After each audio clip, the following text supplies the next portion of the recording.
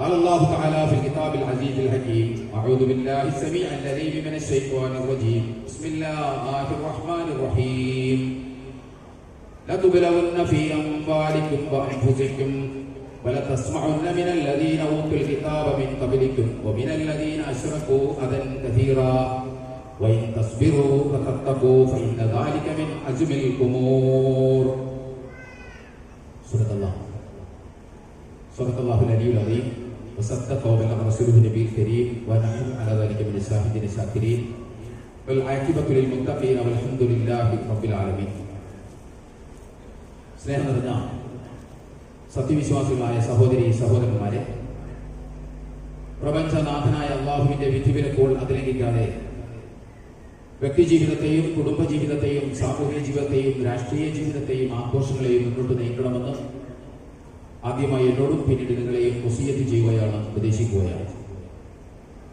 ജീവിതത്തിലുടനീളം അള്ളാഹുവിന്റെ നിയമ നിർദ്ദേശങ്ങൾ അനുസരിച്ച് ജീവിക്കുവാനും അവസാനം പൂർണ്ണമായ ഈമാനോടുകൂടി ഈ ലോകത്ത് നിന്ന് വിട പറയുവാനും നാളെ അവന്റെ ജന്നാത്തുൽ ഫിർദൗസിൽ അംബിയാ മുർസലീങ്ങളോടൊപ്പം സന്തോഷം കഴിഞ്ഞുകൂടുവാനുള്ള തൗഫീക്ക് നൽകി അർഹമുർ റഹീമായ റബ്ബ് നമ്മെ എല്ലാവരെയും എല്ലാ അർത്ഥത്തിലും അനുഗ്രഹിക്കുമാറാകട്ടെ.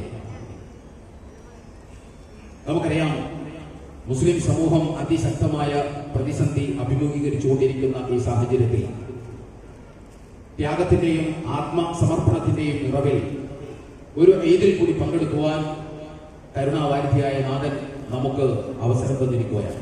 അൽഹംദുലില്ലാഹ്, അൽഹംദുലില്ലാഹി കസീറ. കൊടുംവെയിലിന്റെ കരുണ പറ്റിയ ചൂടേറ്റ് നീണ്ട 30 ദിവസത്തെ കടുത്ത സാധനയിലൂടെ ധാരാളം പുണ്യങ്ങളും നന്മകളും നേടിയെടുത്ത് അതും വാരിപ്പിടിച്ച് പുത്തനുടയാളുകൾ അണിഞ്ഞ് ഈ ഈദ്ഗാഹിൽ എത്തിച്ചേർന്ന മുഴുവൻ സഹോദരി സഹോദരന്മാർക്കും കാരണവന്മാർക്കും യുവാക്കൾക്കും കുട്ടികൾക്കും എന്റെ ശബ്ദം ശ്രവിക്കുന്ന മുഴുവൻ ആളുകൾക്കും എന്റെ കൃത്യമായ ഈദാശംസകൾ നേരുകയാണ്. അല്ലാഹു അക്ബർ, അല്ലാഹു അക്ബർ, അല്ലാഹു അക്ബർ, ലാ ഇലാഹ ഇല്ലല്ലാഹു, അല്ലാഹു അക്ബർ, അല്ലാഹു അക്ബർ വലില്ലാഹിൽ ഹംദ്. പ്രിയമുള്ള സഹോദരി സഹോദരന്മാരെ, ഞാൻ സൂചിപ്പിച്ചതുപോലെ നമസ്കാരവും നോമ്പും അടക്കം ആരാധനകളുടെയും അനുഷ്ഠാനങ്ങളുടെയും ഒരു വലിയ സമുച്ചയം തീർത്തുകൊണ്ടാണ് നമ്മളെല്ലാവരും ഈ ഈദ്ഗാഹിൽ എത്തിയിട്ടുള്ളത്. കരുണാമയനായ പടച്ച തമ്പുരാൻ അത് എല്ലാ അർത്ഥത്തിലും നമ്മളിൽ നിന്ന് അത് കബൂൽ ചെയ്യുമാറാകട്ടെ. നമുക്കറിയാം, ഇസ്ലാമിലെ ആരാധനാ കർമ്മങ്ങളും അനുഷ്ഠാന കർമ്മങ്ങളും അതിനെയെല്ലാം പലപ്പോഴും നമ്മൾ നോക്കിക്കാണുന്നത് പ്രതിഫലത്തിന്റെ കണ്ണിലൂടെയോ നിർബന്ധ ബാധ്യതയിൽ നിന്ന് ഒഴിയുക, മുക്തമാവുക എന്ന ലക്ഷ്യത്തോടെയാണ്. എന്നാൽ അതിനുമപ്പുറം ഇസ്ലാമിലെ ആരാധന അനുഷ്ഠാന കർമ്മങ്ങൾക്ക് അള്ളാഹുമായിട്ടുള്ള ആത്മബന്ധം ശക്തിപ്പെടുത്തുക, അള്ളാഹുവിനെ കുറിച്ചുള്ള ഓർമ്മ നമ്മുടെ മനോമണ്ഡലത്തിൽ, നമ്മുടെ ബോധമണ്ഡലത്തിൽ വളരെ ആക്റ്റീവായി നിലനിർത്തുക എന്ന മുഖ്യമായ ഒരു ലക്ഷ്യമാണ് അനുഷ്ഠാന കർമ്മങ്ങൾ കൊണ്ട് ഇസ്ലാം ഉദ്ദേശിക്കുന്നത്. നമ്മുടെ മനോമണ്ഡലത്തിൽ അള്ളാഹുവിനെ കുറിച്ചുള്ള ഒരു ഓർമ്മ നിലനിൽക്കേണ്ടതും അള്ളാഹുമായിട്ടുള്ള ശക്തമായ ഒരു ആത്മബന്ധം നമ്മൾ സ്ഥാപിച്ചെടുക്കേണ്ടതും. നമസ്കാരത്തെ കുറിച്ച് പോലും അല്ലാഹു സുബ്ഹാനഹു വ തആല പറഞ്ഞത് അഖിമിസ് സ്വലാത്ത ലിദിക്രി, എന്നെ ഓർക്കുന്നതിന് വേണ്ടി നിങ്ങൾ നമസ്കരിക്കുക എന്നാണ്. എന്തിനാണ് ഇങ്ങനെ ഒരു ആത്മബന്ധം അള്ളാഹുമായി ഉണ്ടാക്കി തീർക്കുന്നത്? മുഖ്യമായിട്ടും 2 ലക്ഷ്യങ്ങളാണ് അതുകൊണ്ടുള്ളത്. ഒന്നാമത്തേത്, അള്ളാഹുവിന്റെ തൃപ്തിക്ക് വിരുദ്ധമായി ജീവിക്കരുത്. അള്ളാഹുവിന്റെ വിധിവിലക്കുകൾ അതിലംഘിക്കാതെ ജീവിക്കേണ്ടവനാണ് താൻ എന്ന ബോധം നമ്മുടെ മനസ്സിൽ സജീവമായി നിലനിൽക്കേണ്ടത്. ഒറ്റ വാക്കിൽ പറഞ്ഞാൽ തഖ്വാ ബോധം നമ്മുടെ മനോമണ്ഡലത്തിൽ വളരെ ലൈവായി നിലനിർത്താനുള്ള ദൈവികമായ പദ്ധതിയാണ്, ഒരു ഡിവൈൻ പാക്കേജാണ് യഥാർത്ഥത്തിൽ ഇസ്ലാമിന്റെ ആരാധനാനുഷ്ഠാന കർമ്മങ്ങൾ എന്ന് പറയുന്നത്. തഖ്വാബോധമാണ് അതിനകത്ത് മുഖ്യമായത്. തഖ്വയില്ലാത്ത ജീവിതം ഇസ്ലാമിന് സങ്കല്പിക്കാനേ കഴിയില്ല. നമ്മൾ അതിന്റെ വിശദാംശങ്ങളിലേക്ക് ഇപ്പോൾ പോകുന്നില്ല. ഒരു കാര്യം എന്നോടും നിങ്ങളോടും തറപ്പിച്ചും ഉറപ്പിച്ചും പറയുകയാണ്. നമസ്കരിച്ച് വില്ല് പോലെ നമ്മൾ വളഞ്ഞാലും, നോമ്പെടുത്ത് അമ്പ് പോലെ നാം മെലിഞ്ഞാലും, തഖ്വയില്ലാത്ത സൂക്ഷ്മതയില്ലാത്ത ദൈനംദിന ജീവിത വ്യവഹാരമാണ് നമ്മൾ ഇനി അങ്ങോട്ട് മുന്നോട്ട് നയിക്കാൻ ഉദ്ദേശിക്കുന്നതെങ്കിൽ അള്ളാഹു നമ്മുടെ ആരാധനാ കർമ്മങ്ങളും അനുഷ്ഠാന കർമ്മങ്ങളും സ്വീകരിക്കില്ല എന്ന് നമ്മൾ മനസ്സിലാക്കണം. അതാണ് ഞാൻ തഖ്വാബോധത്തെ കുറിച്ച് പറഞ്ഞത്. ജീവിതത്തിന്റെ സർവ്വമണ്ഡലങ്ങളിലും അള്ളാഹുവിന്റെ വിധിവിലക്കുകൾ പാലിക്കാൻ നാം സന്നദ്ധമാകണം. എന്ന് അള്ളാഹു അവന്റെ വേദഭാഗത്ത് പറഞ്ഞത് നമുക്ക് കാണാൻ സാധിക്കും. രണ്ടാമത്തേത്, ജീവിച്ചു മുന്നോട്ട് പോകുമ്പോൾ നമ്മൾ അനവധി പ്രതിസന്ധികളെ അഭിമുഖീകരിക്കേണ്ടി വരും. ഈ പ്രതിസന്ധികളിൽ അള്ളാഹുവിന്റെ അവിരടയാളങ്ങളെ അതിലംഘിക്കാതെ അടിയുറച്ചു നിൽക്കാനുള്ള ഒരു കരുത്ത്, അതിനാണ് വിശുദ്ധ ഖുർആനിന്റെ ഭാഷയിൽ സ്വബർ എന്ന് പറയുന്നത്. സ്വബറാണ് രണ്ടാമത്തെ ലക്ഷ്യം. ജീവിതത്തിൽ നിരവധി പ്രതിസന്ധികളിലൂടെ നമ്മൾ കടന്നു പോകും. അവിടെയൊക്കെ അള്ളാഹുവിന്റെ അവിരടയാളങ്ങൾ അതിലംഘിച്ച് മുന്നോട്ട് പോകാൻ ശക്തമായ സമ്മർദ്ദം, പ്രഷർ നമ്മുടെ ജീവിതത്തിലേക്ക് കടന്നു വരും. ആ സന്ദർഭത്തിൽ കരുത്തോടെ പിടിച്ചു നിൽക്കാൻ, കുലുങ്ങാതെ പിടിച്ചു നിൽക്കാനുള്ള സ്വബർ. അതുകൊണ്ട് ഇസ്ലാമിലെ ആരാധനാനുഷ്ഠാന കർമ്മങ്ങളുടെ മുഖ്യമായ രണ്ട് ലക്ഷ്യമാണ്. ഒന്ന് തഖ്വയും മറ്റൊന്ന് സ്വബറും. നമ്മുടെ ആരാധനാനുഷ്ഠാന കർമ്മങ്ങളുടെ പ്രത്യക്ഷവും പ്രതീകാത്മകവുമായ ഉള്ളടക്കം പരിശോധിച്ചാലും നമുക്ക് ഈ കാര്യം ബോധ്യപ്പെടും. തഖ്വയും സ്വബറും എന്ന് പറയുന്നത്, ഈ രണ്ട് എലമെന്റുകൾ, ഈ രണ്ട് ക്വാളിറ്റി യഥാർത്ഥത്തിൽ ഏറെ ആർജിക്കേണ്ട ഒരു സാമൂഹിക രാഷ്ട്രീയ ഘട്ടത്തിലൂടെയാണ് നമ്മൾ കടന്നുപോയിക്കൊണ്ടിരിക്കുന്നത്. മുസ്ലിം സമൂഹത്തിന്റെ അസ്തിത്വവും വ്യക്തിത്വവും പൗരത്വവും ശക്തമായി വെല്ലുവിളിക്കപ്പെടുന്ന ഒരു സാഹചര്യം നിലവിലുണ്ട്. മുസ്ലിം സമൂഹത്തിന് നേരെ വലിയ തോതിലുള്ള വെറുപ്പ് ഉത്പാദിപ്പിക്കാനുള്ള ശക്തമായ ശ്രമങ്ങൾ നടന്നുകൊണ്ടിരിക്കുന്നു. ഇസ്ലാമോഫോബിയ സുനാമി കണക്കെ അടിച്ചു കയറിക്കൊണ്ടിരിക്കുകയാണ്. ഈ ഒരു സാഹചര്യത്തിൽ നമ്മെ സംബന്ധിച്ചിടത്തോളം തഖ്വയും സ്വബറും വളരെ അനിവാര്യമാണ്.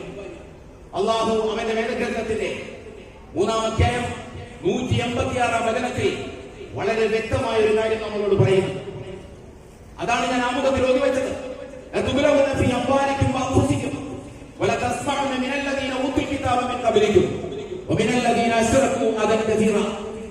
അള്ളാഹു പറയുന്നു, നിങ്ങളെ ഞാൻ പരീക്ഷിക്കും, നിങ്ങളുടെ സമ്പത്തിൽ പരീക്ഷിക്കും, മറ്റ് പലതരത്തിലും പരീക്ഷിക്കും.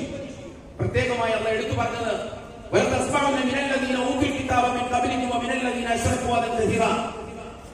ജൂത ക്രൈസ്തവ സയനിസ്റ്റുകളുടെ ഭാഗത്ത് നിന്നും ഹിന്ദു വംശീയ ഫാസിസത്തിന്റെ ഭാഗത്ത് നിന്നും നിങ്ങൾക്ക് ധാരാളം പഴികൾ കേൾക്കേണ്ടി വരും, ധാരാളം പഴികൾ നിങ്ങൾ കേൾക്കേണ്ടി വരും എന്ന് അല്ലാഹു സുബ്ഹാനഹു വ തആല പറയുക.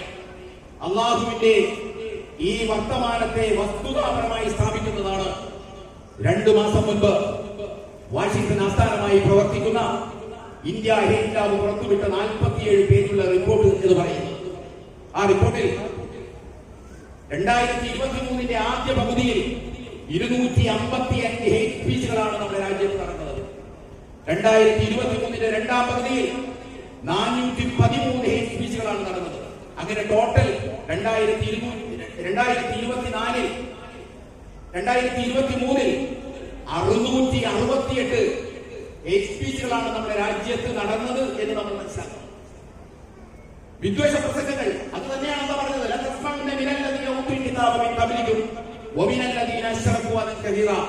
എത്ര വസ്തുതാപരമാണ് എന്ന് നിങ്ങൾ ആലോചിച്ച് നോക്കൂ. അവിടെ അള്ളാഹു പറഞ്ഞൊരു കാര്യമുണ്ട്. അത്തരം പഴി കേൾക്കേണ്ടി വരുന്ന സന്ദർഭത്തിൽ നിങ്ങൾക്ക് എന്തുണ്ടാകണം?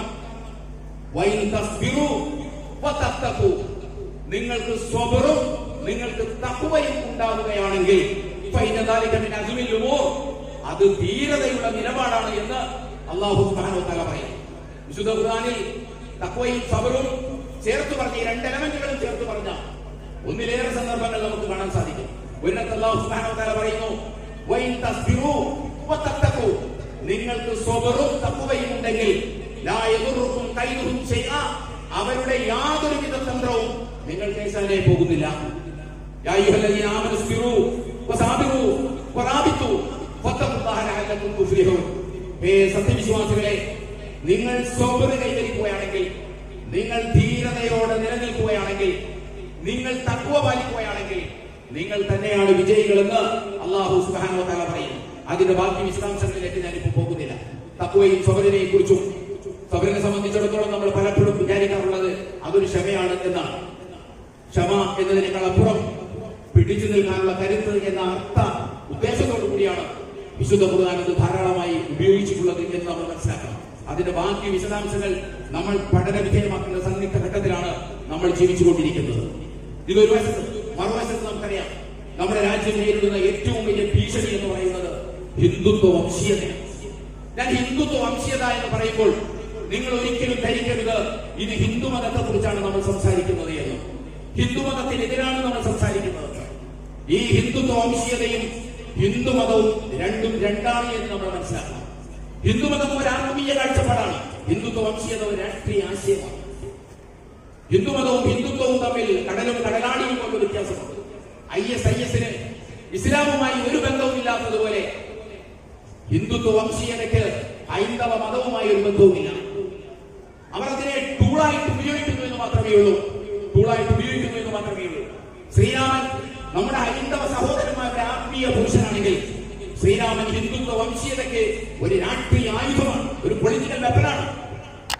അതുപോലെ തന്നെ ക്ഷേത്രങ്ങൾ എന്ന് പറയുന്നത് നമ്മുടെ ഹൈന്ദവ സഹോദരന്മാർക്ക് ഒരു ആരാധനാലയമാണെങ്കിൽ ഹിന്ദുത്വ വംശീയതയ്ക്ക് അത് അധികാരത്തിലേക്ക് കയറി നടക്കാനുള്ള ചവിട്ടുപടിയാണ്. ജയ ശ്രീരാം വിളി നമ്മുടെ ഹൈന്ദവ സഹോദരന്മാർക്ക് ഒരാത്മീയ മന്ത്രോച്ചാരണമാണെങ്കിൽ ഹിന്ദുത്വ വംശീയതയ്ക്ക് പച്ചയായ മനുഷ്യനെ തല്ലിക്കൊല്ലുമ്പോൾ വിളിക്കുന്ന മുദ്രാവാക്യമായിട്ടാണ് ഹിന്ദുത്വ വംശീയത ഉപയോഗിക്കുന്നത്. ഹിന്ദുത്വ വംശീയതയും ഞാൻ ആവർത്തിച്ചു പറയുന്നു, ഹിന്ദുമതവും തമ്മിൽ അജഗജാന്തരമുണ്ട്. ഹിന്ദുത്വ വംശീയത നമ്മുടെ ജനാധിപത്യത്തിന് നേരെ വെല്ലുവിളി ഉയർത്തുകയാണ്. ഹിന്ദുത്വ വംശീയത നമ്മുടെ മതനിരപേക്ഷതയ്ക്ക് നേരെ വെല്ലുവിളി ഉയർത്തുകയാണ്. ഹിന്ദുത്വ വംശീയത എഴുതപ്പെട്ട മഹത്തായ ഭരണഘടനയായ ഭാരതത്തിന്റെ ഭരണഘടനയ്ക്ക് നേരെ വെല്ലുവിളി ഉയർത്തുകയാണ്. ഇത്തരം ഒരു സന്ദർഭത്തിൽ ഇന്ത്യയെ രക്ഷിക്കാൻ ഇന്ത്യയിലെ മുഴുവൻ ജനാധിപത്യ മതേതര വിശ്വാസികളുടെയും ബാധ്യതയാണ് എന്ന് നമ്മൾ മനസ്സിലാക്കണം. ഇവിടെയും ഒരു മുസ്ലിമിനെ സംബന്ധിച്ചിടത്തോളം ഏറെ ആവശ്യമുള്ളത് തഖ്വയും സ്വബറുമാണ് എന്ന് നമ്മൾ തിരിച്ചറിയേണ്ടത്. അതുകൊണ്ട് എനിക്ക് എന്നോടെന്ന പോലെ നിങ്ങളോട് പറയാനുള്ളത്, നമ്മൾ മുസ്ലിം ആവുക. മുസ്ലിം ആവുക എന്ന് പറയുമ്പോൾ ഒരിക്കലും നമ്മൾ വിചാരിക്കരുത് നമ്മൾ പറയുന്നത് ഒരു സാമുദായികമായി മുസ്ലിം ആവുന്നതിനെ കുറിച്ചാണ് എന്ന്. ഒരിക്കലും നമ്മൾ വിചാരിക്കരുത് ഒരു താനേശുകുമാരി മുസ്ലിം ആവുക എന്നതിനെ കുറിച്ചാണ്. ഒരിക്കലും നമ്മൾ വിചാരിക്കരുത് മുസ്ലിമാണെന്ന് അവകാശപ്പെട്ടുകൊണ്ട് ഒരുമാതിരി ആടുജീവിതം നയിക്കുന്ന മുസ്ലിം ആവലാണ് എന്ന് നമ്മൾ ഒരിക്കലും വിചാരിക്കരുത്. അതിനപ്പുറം തഖ്വയും സബറുമുള്ള ഒരു മുസ്ലിം ആവുക എന്നാണ്. എന്ന് പറഞ്ഞാൽ നേരും നെറിവുമുള്ള പെരുമാറ്റത്തിലൂടെ, നേരും നെറിവുമുള്ള ഇടപാടിലൂടെ, നേരും നെറിവുമുള്ള ഇടപഴകലുകളിലൂടെ നീതിയും സത്യസന്ധതയും വിശ്വസ്തതയും മുറുകെ പിടിച്ചുകൊണ്ടുള്ള ഒരു ജീവിതത്തിലൂടെ നാം മുസ്ലിം ആവുക എന്നതാണ് നമ്മൾ മുസ്ലിം ആവുക എന്നതുകൊണ്ട് ഉദ്ദേശിക്കുന്നത്. അങ്ങനെയുള്ള ഒരു മുസ്ലിം ആവാൻ നാം സന്നദ്ധമാകണം. മുസ്ലിം സമൂഹത്തിന് നേരെ വലിയ തോതിലുള്ള വെറുപ്പ് ഉൽപ്പാദിപ്പിക്കുന്ന ഈ സന്ദർഭത്തിൽ ഒരുപാട് സ്റ്റോറികൾ, യാഥാർത്ഥ്യം അറിഞ്ഞുകൊണ്ട് തന്നെ ഒരുപാട് ഫേക്ക് സ്റ്റോറികൾ, ഒരുപാട് വിദ്വേഷ സ്റ്റോറികൾ പ്രചരിപ്പിക്കാൻ പലരും ശ്രമിച്ചുകൊണ്ടിരിക്കുന്ന ഈ സന്ദർഭത്തിൽ ഒരു യഥാർത്ഥ മുസ്ലിം ആവുക എന്ന് പറയുന്നത്, നേരും നെറിവുമുള്ള പെരുമാറ്റത്തിലൂടെ ഒരു മുസ്ലിം ആവുക എന്ന് പറയുന്നത് നമ്മൾ മനസ്സിലാക്കണം, അതൊരു മതപരമായ പ്രവർത്തനത്തോടൊപ്പം തന്നെ അതിമഹത്തായ ഒരു രാഷ്ട്രീയ പ്രവർത്തനവും കൂടിയാണ്. മുസ്ലിം ആവുക എന്ന് പറഞ്ഞാൽ, ഇന്നത്തെ ഇന്ത്യയിൽ നേരും നെറിവുമുള്ള ഒരു മുസ്ലിം ആവുക എന്ന് പറഞ്ഞാൽ അതിമഹത്തായ ഒരു രാഷ്ട്രീയ പ്രവർത്തനവും കൂടിയാണ് എന്ന ഒരു തിരിച്ചറിവ് നമുക്കുണ്ടാകണം. ആ അതിന് നമുക്ക് കഴിയുമോ എന്നാണ് ഈ കാലവും ഈ ലോകവും ഈ നാടും ഈ ഈദും സർവോപരി പടച്ച തമ്പുരാനും നമ്മുടെ മുന്നിൽ ഉയർത്തുന്ന ചോദ്യം എന്ന് നാം മനസ്സിലാക്കണം. അതുകൊണ്ട് അത്തരത്തിലുള്ള ഒരു മുസ്ലിമാവാൻ നമ്മൾ സന്നദ്ധമാവുക. അതോടൊപ്പം ഹിന്ദുത്വ വംശീയതയ്ക്ക് പ്രതിരോധിക്കാൻ ഈ ഈദിനെ സ്നേഹത്തിന്റെ, സൗഹൃദത്തിന്റെ, മറ്റുള്ളവരിലേക്ക്, മറ്റ് സമുദായങ്ങളിലേക്ക്, മറ്റ് ജാതി മത സഹോദരങ്ങളുടെ ഇടയിലേക്ക് ഒരു സൗഹൃദമായി ചാലികീറാൻ, പരന്നൊഴുകാൻ ഈ ഈദിനെ നമ്മൾ പരമാവധി ഉപയോഗപ്പെടുത്താം എന്നുകൂടി എന്റെ സഹോദരി സഹോദരന്മാരെ ഞാൻ ഉത്ബോധിപ്പിക്കുകയാണ്. അല്ലാഹു സുബ്ഹാനഹു വ തആല നമ്മെ അതിനെ അനുഗ്രഹിക്കുമാറാകട്ടെ.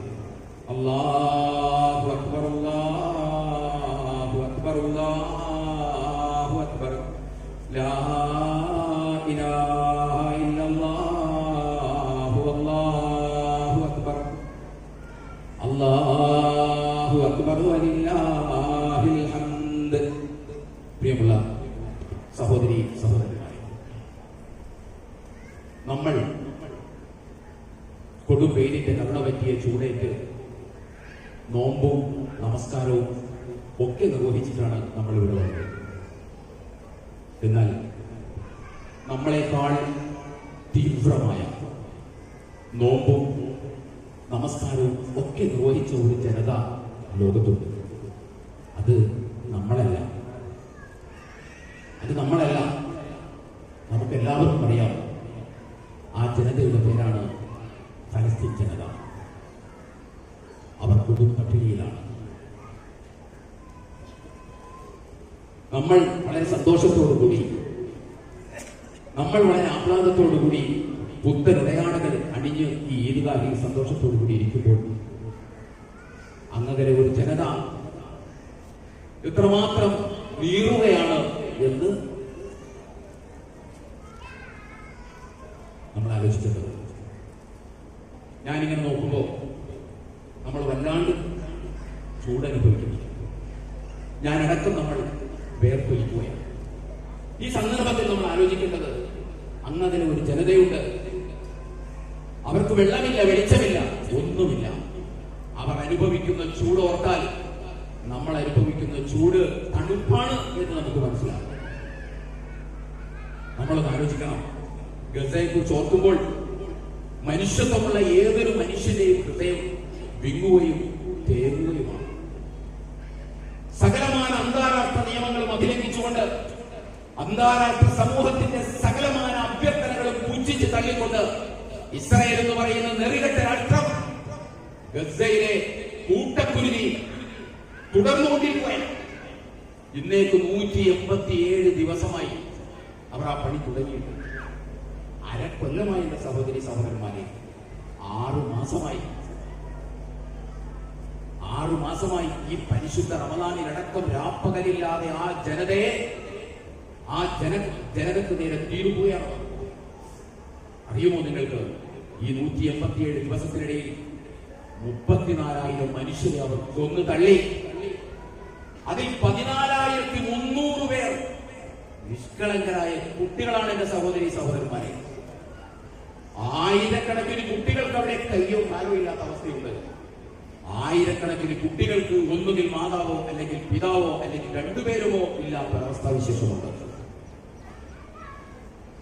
180 ആളുകൾ എന്ന നിരക്കിൽ 180 ആളുകൾ എന്ന നിരക്കിൽ ഓരോ ദിവസവും അവിടെ കൊന്നു നിർത്തിയിട്ടുണ്ട് ഈ നെറുകെട്ട രാഷ്ട്രം. 6 മാസമായി. നിങ്ങൾ കണക്കുകൂട്ടി നോക്കൂ. ഒരു ദിവസം 180 എന്ന തോതിൽ ഈ 6 മാസവും മനുഷ്യരുടെ കൊന്നു നിർത്തിയിട്ടുണ്ട്. 170ഓളം വരുന്ന 174 UN ഉദ്യോഗസ്ഥരെ, UN ചരിത്രത്തിൽ ഏറ്റവും ഉയർന്ന നിരക്കാണത്. ഒന്ന് തള്ളിയവർ 100-ലേറെ മാധ്യമ പ്രവർത്തകരെയും അവരുടെ കുടുംബത്തെയും ഭൂമിയിൽ നിന്ന് വൈപ്പൗട്ട് ചെയ്തു. എത്രമാത്രം ഭീകരമാണ് ജനതയുടെ അവസ്ഥ. അവരൊന്ന് മുറ്റത്തിറങ്ങി നിൽക്കുന്ന ആ ഒരു ചിത്രം നിങ്ങളുടെ മനസ്സിലേക്ക് നിങ്ങളൊന്ന് കൊണ്ടുപോവാ. മുൻപിലേക്ക് നോക്കിയാൽ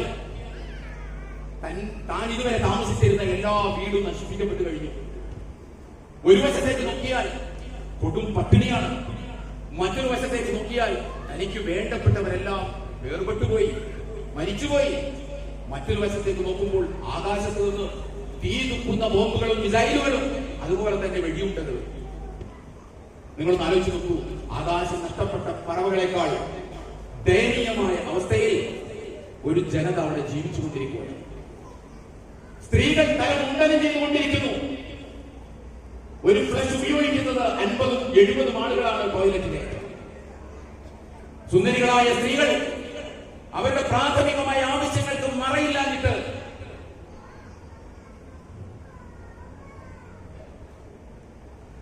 കണ്ണുപൊത്തി ആ കർമ്മം നിർവഹിക്കുന്ന ഒരു ചുറ്റുപാടിലാണ് ജനത ജീവിച്ചുകൊണ്ടിരിക്കുന്നത്.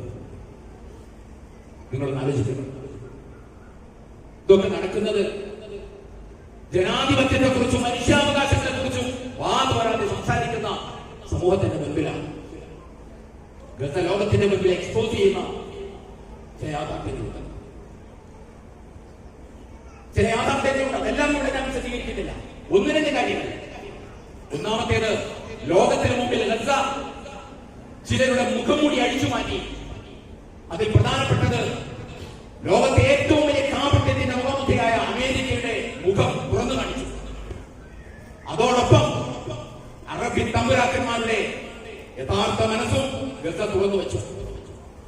ഈ നീണ്ട 30 രാവുകളിൽ അവർക്ക് നേരെ അതിശക്തമായ ആക്രമണങ്ങൾ അഴിച്ചുവിട്ടിട്ടും ഒരു കടുത്ത തീരുമാനമെടുക്കാൻ പോലും അറേബ്യൻ തമ്പുരാക്കന്മാർക്ക് സാധിച്ചിട്ടില്ല എന്ന് നമ്മൾ മനസ്സിലാക്കണം. അവരല്ലാത്തവർക്ക് പലതും സാധിച്ചപ്പോഴും ഇവർക്കത് സാധിച്ചില്ല. അതുകൊണ്ട് പലരുടെയും മുഖംമൂടി ഗസ അഴിച്ചു വെച്ചിട്ടുണ്ട്. മറ്റൊരു സംഗതി, തങ്ങൾ വലിയ സംഭവമാണ് എന്ന് വിചാരിച്ചിരുന്നു. ലോകത്തിന് മുമ്പിൽ ഊതി നിർപ്പിച്ച ഒരു ബലൂണായി ഇസ്രായേൽ നിലനിന്നിരുന്നു. 6 മാസമായി അത്യന്താധുനിക ആയുധങ്ങളും മാരക പ്രഹരശേഷിയുള്ള മിസൈലുകളും ബോംബുകളും എല്ലാം ഉപയോഗിച്ചിട്ടും നേരെ ചൊവ്വേ ഒരു വ്യക്തിയെ മോചിപ്പിക്കാൻ അവർക്ക് സാധിച്ചില്ല. ഇതുവരെ സാധിച്ചിട്ടില്ല. എല്ലാ 84% കെട്ടിടങ്ങളും അവർ നശിപ്പിച്ചു. മുഴുവൻ പള്ളികളും തകർത്തു. 80% വരുന്ന ആശുപത്രികളും തകർത്തു. കൃഷിയിടങ്ങൾ നശിപ്പിച്ചു. നിങ്ങളൊന്ന് ആലോചിക്കണം. നിസ്സഹായരായി നിൽക്കുന്ന ജനതയുടെ തലയിലേക്ക് ബോംബിടാൻ ഏത് വീരുവിനും സാധിക്കും. അതിന് തന്റെ ആവശ്യമില്ല, ആയുധം മാത്രം മതി. 6 മാസമായി ഒരു കുഞ്ഞിനെ പോലും നേരെ ചെന്ന് മോചിപ്പിക്കാൻ അവർക്ക് സാധിച്ചിട്ടില്ല. അതാണ് രണ്ടാമത്തെ കാര്യം. മൂന്നാമത്തെ കാര്യം, ഒരു ജനതയുടെ ഈമാനികമായ ആവശ്യം. അതൊരു ചോദ്യചിഹ്നമായി ലോകത്ത് നിലനിൽക്കുകയാണ്. അവർക്ക് പിടിച്ചു നിൽക്കാനുള്ള ഞാൻ ഇതുവരെ വിശദീകരിച്ചു കൊണ്ടിരുന്നത് സ്വഭാവവും തഖ്വയും. പതറിയിട്ടില്ല അവർ. 6 മാസം ഈ കൊടും ക്രൂരത അനുസ്യൂതമായി ആവർത്തിച്ചിട്ടും ഗസയിൽ നിന്നുള്ള ഒരുപാട് വാർത്തകൾ നമ്മളെല്ലാം കണ്ടില്ലേ, നമ്മളെല്ലാം കേട്ടില്ലേ? എവിടെയെങ്കിലും നിങ്ങൾ കേട്ടോ? ഏതെങ്കിലും ഗസയുടെ ഏതെങ്കിലും ഒരു മൂലയിൽ ഇരുന്ന് 10 പേർ ഞങ്ങൾ ഈ അനുഭവിക്കുന്ന പ്രയാസങ്ങളുടെ കാരണം ഈ പോരാളി സമൂഹമാണ് എന്ന് അവർ പറയുന്ന ഒരു വാക്ക് നിങ്ങൾ വാർത്തയിൽ കേട്ടോ? ഇല്ല. കാരണം അവർ മുനാഫിക്കുകളായില്ല. അവർ അവരുടെ ഈമാനികമായ ആവേശം കൊണ്ട് അതുകൊണ്ട് അവരുടെ ഈമാനികമായ ആവേശം ഒരു ക്വസ്റ്റ്യൻമാർക്കായിട്ട് നിലനിൽക്കുകയാണ്. നാലാമത്തേത്, അതാണ് ഉപരിമായിട്ടുള്ള സംഗതി. അതാണ് നമ്മൾ മനസ്സിൽ സൂക്ഷിക്കേണ്ടത്. ഗസ വിളിച്ചു പറയുന്ന ഒരു സത്യമാണ്, പരലോകം അനിവാര്യമാണ്. കാരണം 14,300 കുട്ടികളെ ബോംബെന്നറിയാത്ത, തീവ്രവാദം എന്നറിയാത്ത, ഭീകരവാദം എന്നറിയാത്ത 14,300 കുട്ടികളെ നശിപ്പിച്ചു. അവർക്കറിയില്ല. നിരപരാധികളായ സ്ത്രീകളെ കൊന്നൊടുക്കി. 34,000 മനുഷ്യജീവനുകളെ കൊന്നു തള്ളി. UN ഉദ്യോഗസ്ഥരെ കൊന്നു തള്ളി. ഭക്ഷണം കൊടുക്കുന്നവരെ കൊന്നു തള്ളി. ഇവരെന്ത് തെറ്റാ ചെയ്തത്? എന്നിട്ട് ഈ ലോകത്തെ ഏതെങ്കിലും കോടതിയിൽ ഇസ്രായേൽ ചോദ്യം ചെയ്യപ്പെടും നമ്മൾ കണ്ടോ? ചോദ്യം ചെയ്യപ്പെടും എന്ന് നിങ്ങൾ വിചാരിക്കുന്നില്ല. ഇല്ല. എന്നിട്ടും ഈ ഇസ്രായേലും അതിന് നേതൃത്വം കൊടുക്കുന്ന അധമനായ മനുഷ്യനും ആ പണി ചെയ്തു കൂട്ടുന്ന സൈനികരും ഇനി എവിടെയും കണക്ക് പറയേണ്ടി വരില്ല എന്നുണ്ടെങ്കിൽ ഈ ജീവിതത്തിന് എന്തർത്ഥമാണ്? ഈ ജീവിതത്തിന് അർത്ഥമില്ല. മഹത്തായി നാം ഉയർത്തിപ്പിടിക്കുന്ന നൈതിക സങ്കല്പത്തിന് എന്ത് മീനിങ് ആണുള്ളത്? അതുകൊണ്ട് അതിന് അർത്ഥമുണ്ട്. ഈ ജീവിതത്തിന് അർത്ഥമുണ്ട്, നീതിക്ക് അർത്ഥമുണ്ട്. ഇവർ കണക്ക് പറയേണ്ടി വരുന്ന ഒരു ലോകം അനിവാര്യമാണ് എന്ന വലിയ സത്യമാണ് ഗസ നമ്മുടെ മുമ്പിൽ ഉയർത്തിപ്പിടിക്കുന്നത്. അതുകൊണ്ട് ഞാൻ പറയുന്നത്, ആ ജനതയെ നമുക്ക് മറക്കാൻ കഴിയില്ല. അവരോട് ഐക്യദാർഢ്യം പ്രഖ്യാപിക്കേണ്ട സന്ദർഭമാണിത്. അവർക്ക് വേണ്ടി പ്രാർത്ഥിക്കേണ്ട സന്ദർഭമാണിത്. അതുപോലെ തന്നെ നമ്മുടെ രാജ്യത്ത് 100 കണക്കിന് യുവാക്കൾ അഴികൾക്കകത്ത് അന്യായമായി പിടിച്ചു വിട്ടിട്ടുണ്ട്. അവരുടെ മോചനവും അവരോടുള്ള ഐക്യദാർഢ്യവും കൂടിയാണ് ഇത് എന്ന് നമ്മൾ മനസ്സിലാക്കണം. അതുകൊണ്ട് നാം അവർക്ക് വേണ്ടി പ്രാർത്ഥിക്കുക. അല്ലാഹു സുബ്ഹാനഹു വ തആല നമ്മെ അനുഗ്രഹിക്കുമാറാകട്ടെ. വന്നുപോയ വീഴ്ചകൾ പടച്ചതമ്പുരാൻ നമുക്ക് പുറത്തു മാപ്പിക്കുമാറാകട്ടെ. അല്ലാഹുവേ, ഞങ്ങൾ ഈ പരിശുദ്ധ റമദാൻ ചെയ്ത നമസ്കാരവും നോമ്പും മറ്റ് അനുഷ്ഠാന കർമ്മങ്ങളും സക്കാത്തും സുഹൃത്തയും വിക്രുകളും ഖുർആൻ പാരായണങ്ങളും അല്ലാഹുവേ നീ ഞങ്ങളിൽ നിന്ന് സ്വീകരിക്കരുത്. ഖുർആനെ അതിനകത്ത് എന്തെങ്കിലും കുറവുകൾ വന്നുപോയിട്ടുണ്ടെങ്കിൽ നാഥ അത് പരിഹരിച്ച് സമ്പൂർണ്ണമായി ഞങ്ങളിൽ നിന്ന് കബൂലാക്കണമേ. ഖുർആനെ അല്ലാഹുവേ, ഞങ്ങൾ ചെയ്തു പോയ മുഴുവൻ പാപങ്ങളും ചെറുതും വലുതും രഹസ്യവും പരസ്യവുമായ മുഴുവൻ പാപങ്ങളും കരുണാവാരിയായ നാഥ നീ ഞങ്ങളിൽ നിന്ന് ഞങ്ങൾക്ക് നീ പുറത്തു തരണമേ. ഖുർആനെ അല്ലാഹുവേ, ഞങ്ങളെ സ്നേഹിച്ച് കാണിച്ച് വളർത്തിയ ഞങ്ങളുടെ മാതാപിതാക്കൾ അവരിൽ പലരും ഈ ലോകത്തോട് വിട പറഞ്ഞിട്ടുണ്ട്. നാഥ അല്ലാഹുവേ, അവർക്ക് നീ പുറത്ത് മാപ്പാക്കി കൊടുക്കണമേ. തമ്പുരാനെ അല്ലാഹുവേ, അവരുടെ ബർസഖി ജീവിതത്തെ നീ ഐശ്വര്യപൂർണ്ണമാക്കി കൊടുക്കണമേ. തമ്പുരാനെ അല്ലാഹുവേ, ഞങ്ങളുടെ മക്കളുണ്ട്, ഞങ്ങൾ വളരെ പ്രതീക്ഷയോടും വളർത്തിയതാണ്. ഞങ്ങൾ വളരെ പ്രതീക്ഷയോടുകൂടി വളർത്തിയവരാണ് തമ്പുരാനെ അവർ. അല്ലാഹുവേ, അവരെ നീ ഒന്നാമത് നമസ്കാരക്കാരാക്കണമേ. തമ്പുരാനെ അല്ലാഹുവേ, അവർക്ക് ഈ ദീനിനോടും കുടുംബത്തോടും ഈ രാജ്യത്തോടും അവരോട് തന്നെ കൂറുള്ള മനുഷ്യരാക്കി നീ അവരെ മാറ്റണമേ. തമ്പുരാനെ അല്ലാഹുവേ, ഞങ്ങളെയും അവരെയും നീ നമസ്കാരക്കാരാക്കി മാറ്റണമേ. തമ്പുരാനെ അല്ലാഹുവേ, ഞങ്ങളെയും അവരെയും നീ യഥാർത്ഥ സ്വഹറും തഖ്വയുള്ള മുസ്ലിങ്ങളാക്കി മാറ്റണമേ. തമ്പുരാനെ അല്ലാഹുവേ, ഞങ്ങളുടെ കൂട്ടത്തിൽ ശാരീരികമായും മാനസികമായും സാമ്പത്തികമായും പ്രതിസന്ധി അനുഭവിക്കുന്ന ഒരുപാട് സഹോദരി സഹോദരന്മാരുടെ തമ്പുരാനെ അല്ലാഹുവേ, അവർക്ക് നീ ആ പ്രയാസങ്ങളിൽ നിന്ന് മോചനം നൽകി അനുഗ്രഹിക്കണമേ. തമ്പുരാനെ അല്ലാഹുവേ, ഞങ്ങളിൽ നിന്ന് മാരകമായ രോഗങ്ങളും അതുപോലെ തന്നെ പ്രതിസന്ധികളും അനുഭവിക്കുന്ന സഹോദരന്മാരുടെ നാഥ അവർക്ക് വേദനകളിൽ നിന്ന് മുക്തമായ ഒരു ജീവിതം നൽകി നീ അനുഗ്രഹിക്കണമേ. തമ്പുരാനെ അല്ലാഹുവേ, ഞങ്ങളുടെ രാജ്യത്തെ നീ അനുഗ്രഹിക്കണേ. നാഥ അല്ലാഹുവേ, ഞങ്ങളുടെ രാജ്യനിവാസികളെ നീ അനുഗ്രഹിക്കണേ. തമ്പുരാനെ അല്ലാഹുവേ, ഞങ്ങളുടെ നാട്ടിൽ തിരഞ്ഞെടുപ്പ് നടത്തുകയാണ്. തമ്പുരാനെ ഈ രാജ്യത്തോട് കൂറുക, ഇവിടത്തെ ന്യൂനപക്ഷങ്ങളോടും ഭൂരിപക്ഷങ്ങളോടും കൂറുള്ള ഈ രാജ്യത്തിന്റെ മതനിരപേക്ഷതയോട് കൂറുള്ള ജനാധിപത്യത്തോട് കൂറുള്ള ഭരണഘടനയോട് കൂറുള്ള ഭരണാധികാരികളെ തിരഞ്ഞെടുത്ത് ഞങ്ങൾക്ക് നൽകണമേ. തമ്പുരാനെ അല്ലാഹുവേ, അവരെ തിരഞ്ഞെടുക്കാനുള്ള ഒരു മനസ്സ് നീ ആളുകളിൽ സന്നിവേശിപ്പിക്കണമേ. തമ്പുരാനെ അല്ലാഹുവേ, അങ്ങനെ ഈ രാജ്യത്തെ നീ രക്ഷിക്കണമേ. തമ്പുരാനെ ഈ രാജ്യത്തെ നീ അനുഗ്രഹിക്കണമേ. തമ്പുരാനെ ഈ രാജ്യനിവാസികളെ നീ അനുഗ്രഹിക്കണമേ. തമ്പുരാനെ അല്ലാഹുവേ, ഞങ്ങളുടെ സഹോദരന്മാർ ഞങ്ങളുടെ രാജ്യത്ത് നിരപരാധികളായി ഇല്ലാത്ത ആരോപണങ്ങളുടെ പേരിൽ അഴികൾക്കകത്തിട്ട് വർഷങ്ങളായി. തമ്പുരാനെ അവർ അഴികൾക്കകത്ത് കിടക്കുമ്പോഴും അല്ലാഹുവേ, അവരുടെ ഭാര്യമാർ അവരുടെ വീട്ടിലുണ്ട്, അവരുടെ നിസ്സഹായരായ മാതാപിതാക്കളുണ്ട്, അവരുടെ കൊച്ചു കുട്ടികളുണ്ട്. തമ്പുരാൻ അല്ലാഹുവേ, അവരോട് നീ കരുണ കാണിക്കണമേ. നാഥ അല്ലാഹുവേ, അവർക്ക് എത്രയും പെട്ടെന്ന് മോചനം നൽകി നീ അനുഗ്രഹിക്കണമേ. തമ്പുരാനെ അല്ലാഹുവേ, അഴികൾക്കകത്ത് നിന്ന് പുറത്തു വന്ന് അവരുടെ മാതാപിതാക്കളോടൊപ്പം അവരുടെ മക്കളോടൊപ്പം അവരുടെ ഇണകളോടൊപ്പം സന്തോഷത്തോടെ കഴിഞ്ഞു പോകാനുള്ള തൗഫീക്ക് നൽകി അല്ലാഹുവേ, അവരെ നീ അനുഗ്രഹിക്കണമേ. തമ്പുരാനെ അല്ലാഹുവേ, പടച്ച തമ്പുരാനെ, ഗസയിലെ ജനങ്ങൾ ഞങ്ങളുടെ മനസ്സ് നീറുകയാണ്. തമ്പുരാനെ ഞങ്ങളുടെ മനസ്സ് പൊള്ളുകയാണ്. നിസ്സഹായരായി നോക്കി നിൽക്കാനല്ലാതെ ഞങ്ങൾക്ക് കഴിയുന്നില്ല. തമ്പുരാനെ ഞങ്ങളെ കൊണ്ട് ചെയ്യാൻ കഴിയുന്നത് പ്രാർത്ഥന മാത്രമാണ്. തമ്പുരാനെ ആ നരകത്തെ രാഷ്ട്രത്തിന്റെ ഉൽപ്പന്നങ്ങൾ ബഹിഷ്കരിക്കുക എന്നതും ഞങ്ങളെ കൊണ്ട് ചെയ്യാൻ കഴിയും. അല്ലാഹുവേ, അതിനപ്പുറം ഞങ്ങൾക്ക് ചെയ്യാൻ ഒരുപാട് പരിമിതികളും പരിധികളും ഉണ്ട്. നാഥ അല്ലാഹുവേ, അതുകൊണ്ട് ഞങ്ങൾ നിന്നിലേക്ക് ഇഖ്ലാസോടുകൂടി ഈമാനോടുകൂടി ആത്മാർത്ഥതയോടുകൂടി കൈയുയർത്തുകയാണ്. നാഥ ആ ജനതയെ ഇന്ന് അവർ അനുഭവിക്കുന്ന പീഡനങ്ങളിൽ നിന്ന് നീ മോചിപ്പിക്കണമേ. തമ്പുരാനെ അല്ലാഹുവേ, ആ ജനതയെ പീഡനങ്ങളിൽ നിന്ന് മോചിപ്പിക്കണമേ. തമ്പുരാനെ അല്ലാഹുവേ, അവിടുത്തെ പോരാളികൾക്ക് നീ ധൈര്യവും മനസമാധാനവും നൽകി അനുഗ്രഹിക്കണമേ. നാഥ അല്ലാഹുവേ, അവിടെ പിടഞ്ഞു വീഴുന്ന സഹോദരിമാരുണ്ട്, സഹോദരന്മാരുണ്ട്, മാതാപിതാക്കളുണ്ട്, നിഷ്കളങ്കരായ കൊച്ചു കുട്ടികളുണ്ട്. തമ്പുരാനെ അല്ലാഹുവേ, അവരുടെ സകലമായ പാപങ്ങളും പുറത്തു കൊടുത്ത് രക്തസാക്ഷികളുടെ മഹത്വം നൽകി അവരെ നിന്റെ ജന്നാത്തുൽ ഫിർദൗസിലേക്ക് ആനയിക്കണമേ തമ്പുരാനെ.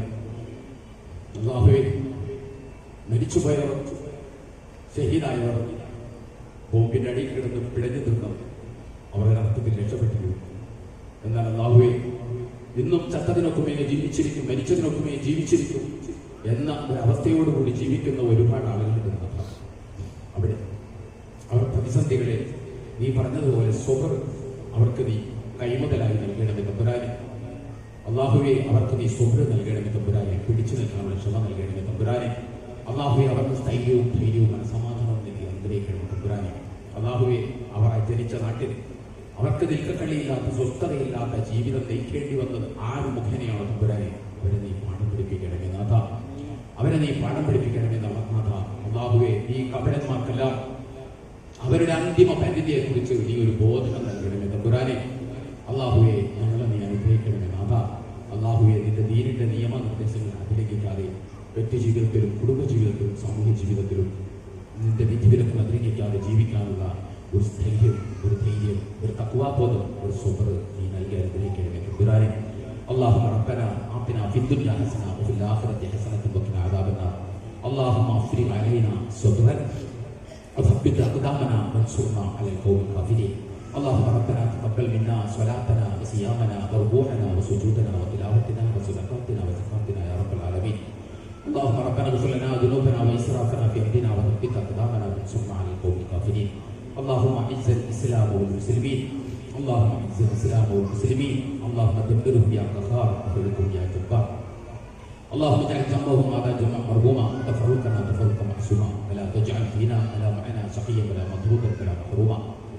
اللهم ربنا اغفر لنا ولإخواننا الذين سبقونا بالإيمان ولا تجعل في قلوبنا غلا للذين آمنوا ربنا إنك رؤوف رحيم. അല്ലാഹുവേ, ജീവിക്കുന്ന കാലഘട്ടത്തോളം നിന്റെ നിയമനിർദ്ദേശങ്ങൾ അനുസരിച്ച് ജീവിക്കുവാനും അവസാനം കാമിലായ, പൂർണ്ണമായ, കംപ്ലീറ്റ് ആൻഡ് പെർഫെക്റ്റായ ഈമാനോടുകൂടി ഈ ലോകത്തോട് വിട പറയുവാനും നാളെ നിന്റെ ജന്നാത്തുൽ ഫിർദൗസിൽ അംബിയാ മുർസലീങ്ങളോടൊപ്പം, സിദ്ദീഖുകളോടൊപ്പം, ശുഹദാക്കളോടൊപ്പം, സ്വാലിഹീങ്ങളോടൊപ്പം, ഞങ്ങളുടെ മാതാപിതാക്കളോടൊപ്പം, ഞങ്ങളുടെ ഇണകളോടൊപ്പം, ഞങ്ങളുടെ സന്താനങ്ങളോടൊപ്പം സന്തോഷം പങ്കിട്ടുകൊണ്ട്